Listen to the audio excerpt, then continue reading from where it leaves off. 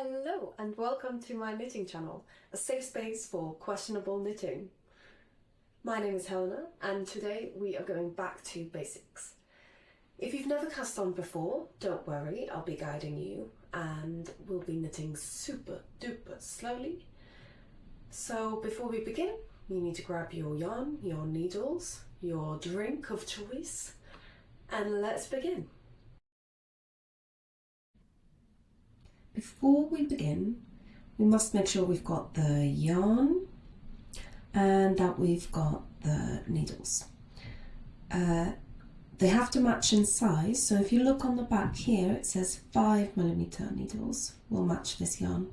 You could use 4.5 or 5.5. Before you cast on, you will need a little tail of yarn. And to measure how many stitches you need, I suggest you wrap around. So I'm going to wrap around 10 times, and that will equal about 10 stitches. So say if you would like to cast on 30 stitches, I would then triple that up. So that will act as your rough guide. Now for the magic loop, you will want to fold it over like that, get your 2 fingers through the loop and grab the yarn on the bottom, and that will give you a loop with potential. Let's do it one more time. So fold over, fingers through, grab the bottom, and another loop of potential. Last time. Fold over, fingers through, grab the yarn that's on the bottom. You can see I fumbled around a little bit there.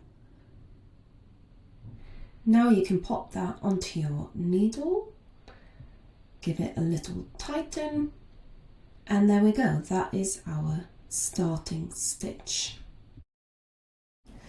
Now make sure that the end of the yarn is closer to you.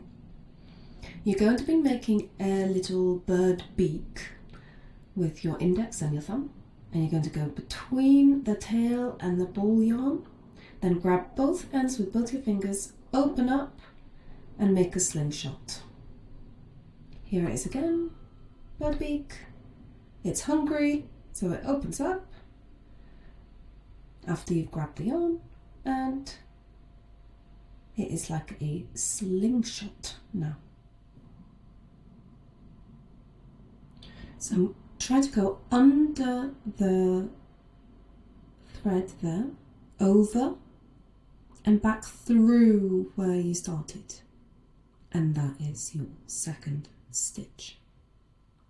So go under, through, over and through again. Third stitch. Let's do it again, slowly.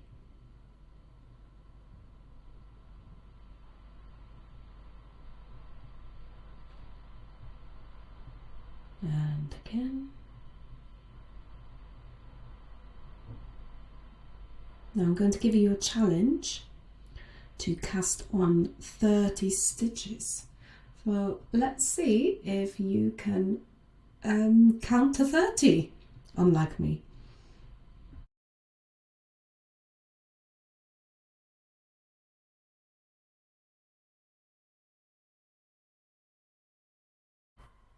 How is it going?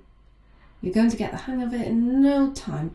Your hands just need to have a bit of a chat with the yarn, and then we'll all be friends and we'll be working well together.